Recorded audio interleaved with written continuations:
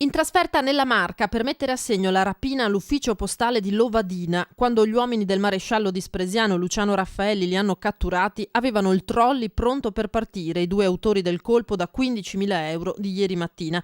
In manette sono finiti due pregiudicati catanesi, Fabio Pappalardo, 31 anni, e Mario Di Nunzio, 48. Erano ospiti del figlio di quest'ultimo, un operaio di 30 anni che abita in via Leopardi a Visnadello. Il giovane è stato denunciato per favoreggiamento. I carabinieri, appena avvenuto l'evento, si sono subito messi in giro, hanno sentito decine di persone cercando di raccogliere testimonianze ed eventuali indizi.